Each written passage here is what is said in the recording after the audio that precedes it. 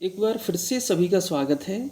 मैं उदेश आज आपके लिए भारत के प्राकृतिक प्रदेश लेकर आया हूँ और इस वीडियो में हम भारत के प्राकृतिक प्रदेश किस तरह से भारत को 6 मुख्य प्राकृतिक प्रदेशों में बांटा गया है सभी की हम डिटेल पढ़ेंगे, लेकिन इस वीडियो में खासकर हमें ट्रांस हिमालय के विषय में डिटेल से पढ़ना है।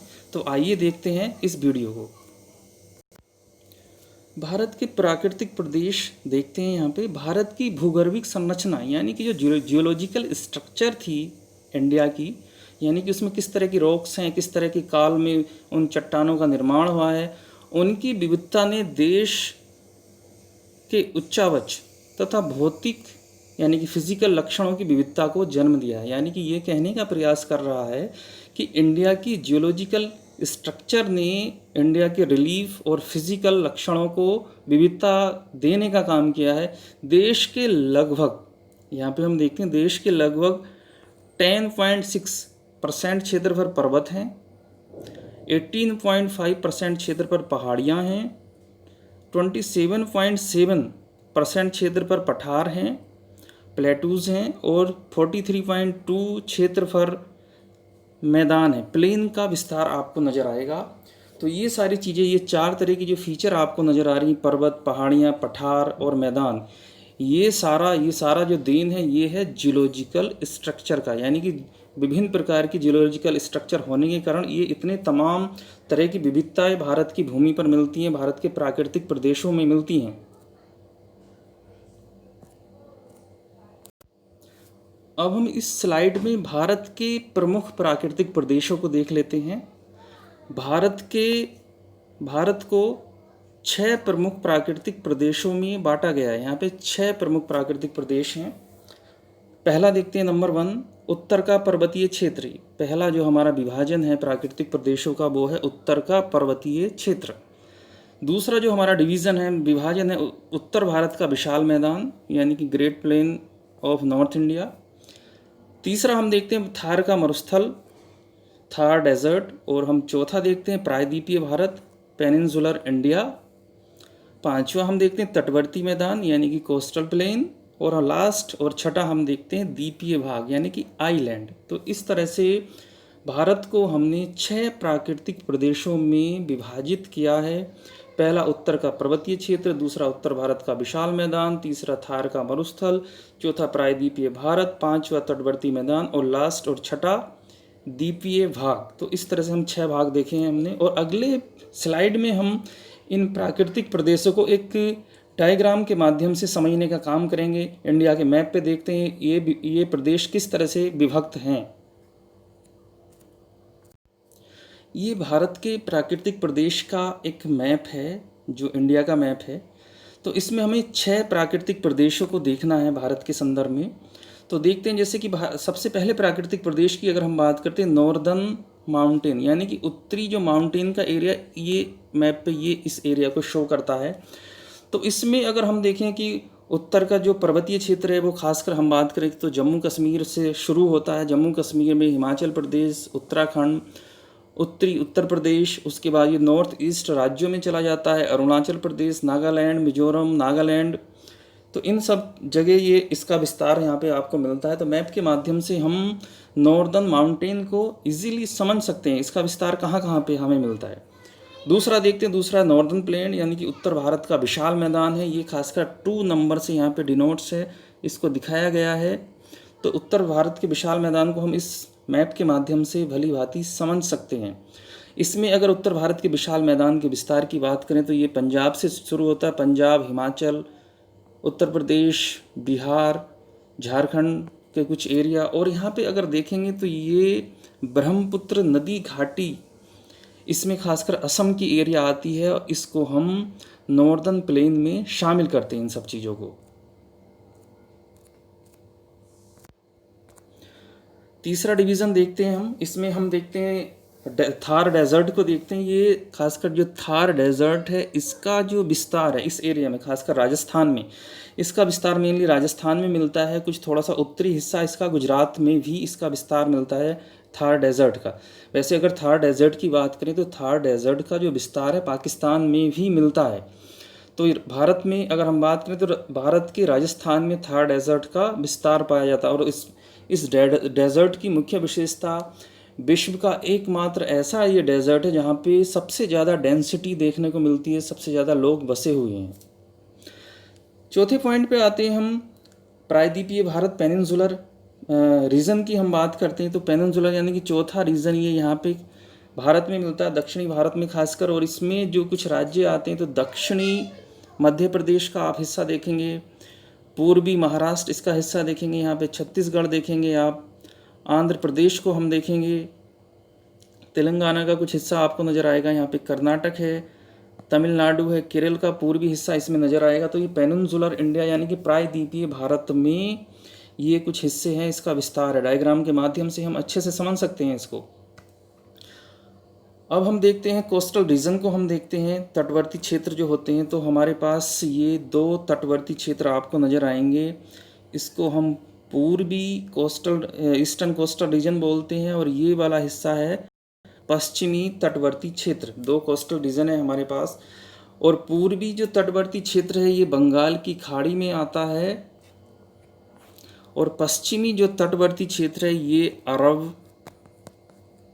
अरब सागर का हिस्सा है।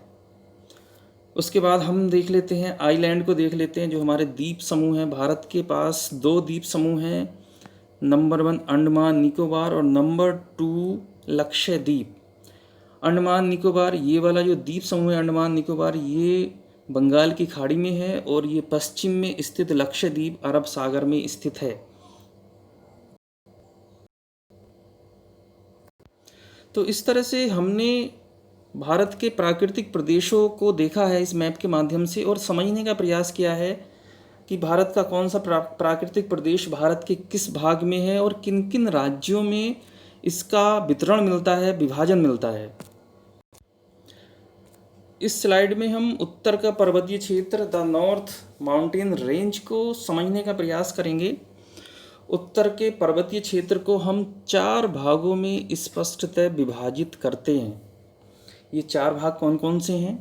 पहला जो फर्स्ट जो पार्ट है वो है ट्रांस हिमालय, दूसरा पार्ट महान हिमालय या ग्रेट हिमालय भी इसको कहते हैं हम इंग्लिश में, मध्य हिमालय, मिडिल हिमालय, और शिवालिक, लास्ट शिवालिक पार्ट है। डायग्राम के माध्यम से इन चारों पार्टों को हम समझ सकते हैं। ट्रांस हिमालय की लोकेशन ये ब्लैक कलर शेड से यहाँ पे दिखाई गई है। 4 नंबर पे हमने यहाँ पे ट्रांस हिमालय को देख रहे हैं, 4 नंबर पे। तो ट्रांस हिमालय ये जम्मू कश्मीर के सबसे नॉर्दर्न पार्ट में स्थित है, इसकी लोकेशन नॉर्दर्न पार्ट में है, और इसका काफ़ी हिस्सा तिब्बत की एरिया में भी जाता है ट्रांस हिमालय का। अगर हम महान हिमालय की बात करें तो महान हिमालय का विस्तार ट्रांस हिमालय के साउथ में है, जो 1 नंबर से यहाँ पे 1 मार्क नंबर से इसमें शो किया गया ट्रांस हिमालय। तो इसको हम ट्रांस हिमालय को इस कलर से हम देख सकते हैं। ट्रांस हिमालय फैला हुआ है भारत के नॉर्थ हिस्से में, पश्चिम से लेके पूर्व तक पूरा इसका विस्तार आपको मिलेगा। उसके बाद हम मध्य हिमालय देखते हैं। मध्य हिमालय की अगर हम विस्तार की हम बात करें तो मध्य हिमालय महान हिमालय के साउथ में, दक्षिण में और शिवालिक के उत्तर में ये पाया जाता है, स्थित है। इसकी लोकेशन यहाँ पे मिलेगी। तो ये हमारा मध्य या मिडिल हिमालय हो गया। उसके बाद शिवालिक को देखते हैं। तो शिवालिक की जो लोकेशन है मिडिल हिमालय के एकदम साउथ में आपको इसकी लोकेशन देखने में नज़र आएगी। तो इस तरह से डायग्राम के माध्यम से हमने ट्रांस हिमालय, महान हिमालय, मध्य हिमालय, शिवालिक चारों पार्ट्स को, उत्तरी पर्वतीय क्षेत्र के चारों पार्ट को यहाँ पे देखने का प्रयास किया है। अगली स्लाइड में हम ट्रांस हिमालय के विषय में कुछ डिटेल में जानकारी लेंगे। ट्रांस हिमालय, अगर ट्रांस हिमालय की बात करें तो ट्रांस हिमालय महान हिमालय के उत्तर में स्थित है। अगर ट्रांस हिमालय की अगर हम बात, उत्तर में स्थित है, और इसका निर्माण हिमालय से पूर्व, यानी कि जो ट्रांस हिमालय है इसका जो कंस्ट्रक्शन है, जियोलॉजिकल जो कंस्ट्रक्शन है इसका हिमालय, ग्रेटर हिमालय के बनने से पूर्व ही हो चुका था। इसे तिब्बत हिमालय और टैथिस हिमालय भी कहते हैं। इसके 2 उपनाम भी हैं। तिब्बत हिमालय, चूँकि इसका विस्तार तिब्बत में भी पाया जाता है तो इसको तिब्बत हिमालय भी कहते हैं, टैथिस हिमालय भी कहते हैं। प्राचीन समय में जहाँ पे आज हिमालय, वहाँ पे एक टैथिस सागर था, और उसके सेडिमेंट में फोल्ड पड़ने से इस हिमालय का निर्माण हुआ, इसलिए टेथिस सागर के आधार पर इसको टेथिस हिमालय भी कहते हैं। अगले पॉइंट को हम देखते हैं। इसके अंतर्गत काराकोरम, लद्दाख, जास्कर, कैलाश श्रेणियां आती हैं। कुछ रेंजेस हैं जो ट्रांस हिमालय के अंतर्गत आती हैं। पहली काराकोरम, दूसरी लद्दाख, तीसरी जास्कर और चौथी है कैलाश श्रेणी। काराकोरम श्रेणी को उच्च एशिया की रीढ़, back bone of high Asia कहा जाता है। इसको एक उपनाम और दिया जाता है ट्रांस हिमालय को। ट्रांस हिमालय को उच्च एशिया की रीढ़ यानी कि back bone of high Asia भी कहा जाता है। अगला पॉइंट देखते हैं। भारत की सबसे ऊंची चोटी K2, जिसको गॉडविन ऑस्टिन, दूसरा नाम गॉडविन ऑस्टिन भी है, जिसकी ऊंचाई 8611 मीटर है, काराकोरम श्रेणी के अंतर्गत आती है। यानी कि भारत की सबसे ऊंची चोटी K2, जिसको गॉडविन ऑस्टिन भी कहते हैं, जिसकी ऊंचाई 8611 मीटर है, काराकोरम श्रेणी के अंतर्गत आती है। ट्रांस हिमालय को इस डायग्राम के माध्यम से, इस मैप के माध्यम से हम समझ सकते हैं। इसमें जो काराकोरम श्रेणी है, ये काराकोरम श्रेणी को ये इस तरह से यहाँ पे पॉइंट नंबर 1 से यहाँ पे दिखाया गया है, और ये उत्तरी कश्मीर में काराकोरम श्रेणी का विस्तार है। उसके बाद दूसरे नंबर पे ये लद्दाख श्रेणी है। लद्दाख श्रेणी को इस पर शो किया गया है। काराकोरम के साउथ में लद्दाख श्रेणी है, और लद्दाख श्रेणी के साउथ में जास्कर श्रेणी है, जास्कर रेंज आपको मिलेगी। उसके बाद ये कैलाश रेंज है, कैलाश श्रेणी है, जो जिसका कि विस्तार मेनली आपको तिब्बत में देखने में आएगा। तिब्बत में इसका मेनली विस्तार आपको मिलेगा। उसके बाद इसमें कुछ जो हमने कुछ इसमें पीक्स हैं, जो खासकर चोटियां हैं, जैसे आप देखते हैं नागा पर्वत को नंबर 1 से दिखाया गया है, जो खासकर जास्कर श्रेणी के में इसकी स्थिति सिचुएशन है। उसके बाद K2 की अगर बात करें तो K2 काराकोरम श्रेणी में आती। भारत की सबसे ऊंची चोटी, हम पहले पढ़ चुके हैं इसके बारे में, तो भारत की सबसे ऊंची चोटी है। उसके बाद कैलाश चोटी है, कैलाश पीक है ये, जो कि तिब्बत में मिलती है। कैलाश रेंज में इसका विस्तार है। तो इस तरह से डायग्राम के माध्यम से हम इसको देख सकते हैं। इस तरह से ये पूरा जो हिस्सा है ये ट्रांस हिमालय का हिस्सा है। इसका निर्माण हिमालय से पूर्व हुआ है, इसलिए इसको ट्रांस हिमालय भी कहते हैं। तो इस तरह से हमने इसको समझने का काम किया। अब अगली स्लाइड में कुछ और पॉइंट्स जानने की कोशिश करते हैं ट्रांस हिमालय के विषय में। सियाचिन ग्लेशियर,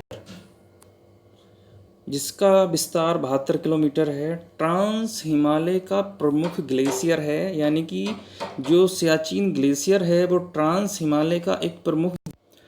मैप के माध्यम से इसको भी हम समझ सकते हैं। अगर हम सियाचिन ग्लेशियर की लोकेशन देखें तो इस तरह से देखते हैं। नॉर्थ जम्मू कश्मीर में खासकर काराकोरम श्रेणी के आसपास ये सियाचिन ग्लेशियर आपको नज़र आएगा। मैप के माध्यम से हम इसको देख सकते हैं, और काराकोरम श्रेणी में स्थित है ये। अगर हम सियाचिन की बात करें तो विश्व का सबसे ऊंचा स्थल जो सामरिक महत्व रखता है, विश्व का सबसे ऊंचा सामरिक महत्व रखने वाला एक स्थल है सियाचिन। अगला पॉइंट देखते हैं। ट्रांस हिमालय परतदार चट्टानों यानी कि सेडिमेंट्री रॉक से निर्मित है। ट्रांस हिमालय का निर्माण परतदार चट्टानों से है, एवं यहाँ वनस्पति यानी कि नेचुरल वेजिटेशन का पूर्णतः अभाव पाया जाता है। यानी कि यहाँ पे कोई नेचुरल वेजिटेशन नहीं है। इसके पीछे रीज़न है, यहाँ पे पूरे वर्ष 365 डेज़ यहाँ पे बर्फ़ जमी रहती है, आइस से ये ढका रहता है। सियाचिन ग्लेशियर ट्रांस हिमालय उसी का पार्ट है। तो इस तरह से हम देखते हैं यहाँ पे वनस्पति का अभाव पाया जाता है ट्रांस हिमालय में। अगला पॉइंट देखते हैं। प्रमुख नदियाँ सतलज, सिंधु, ब्रह्मपुत्र ट्रांस हिमालय से ही निकलती हैं। यानी कि जो प्रमुख जो नदियाँ हैं सिंधु, सतलज, ब्रह्मपुत्र ट्रांस हिमालय से ही निकलती हैं। वहीं से इनको जल प्राप्त होता है वहाँ के ग्लेशियर से। सिंधु नदी लद्दाख और जास्कर श्रेणी के बीच से होकर गुजरती है। बहुत ही महत्वपूर्ण पॉइंट है। अक्सर आपके एग्जाम में ये पूछा जाता है कि सिंधु नदी कौन सी 2 श्रेणियों से होकर निकलती है। तो आपको ध्यान रखना है कि लद्दाख और जास्कर श्रेणियों से, यानी कि सिंधु नदी लद्दाख और जास्कर श्रेणियों से होकर निकलती है। और लास्ट में हम कुछ परिभाषित शब्दावली देख लेते हैं, कुछ टर्म्स देख लेते हैं, कुछ जिनकी डेफिनेशन हमें जानना ज़रूरी है, क्योंकि इसको बिना जाने हमें कुछ टेक्निकल टर्म्स हैं उनको समझना बड़ा मुश्किल होता है। जैसे कि हम देखते हैं प्रायद्वीपीय भारत। प्रायद्वीपीय भारत के विषय में हम यहाँ पे डिटेल में पढ़ सकते हैं। जो ऐसी स्थल भाग जो 3 ओर से समुद्र से घिरा हुआ है, डायग्राम के माध्यम से भी हम समझ सकते हैं, तो वो प्रायद्वीप कहलाता है। ऐसा स्थलीय भाग जो 3 ओर से समुद्र से घिरा होता है प्रायद्वीप कहलाता है। यहाँ पे ट्रांस का हम अर्थ देखेंगे, ट्रांस क्या होता है। ट्रांस का मतलब उत्तर या पार होता है। यहाँ पे द्वीप या आइलैंड की हम डेफिनेशन देखेंगे। यहाँ टैथिस को मैंने क्लियर करने का प्रयास किया।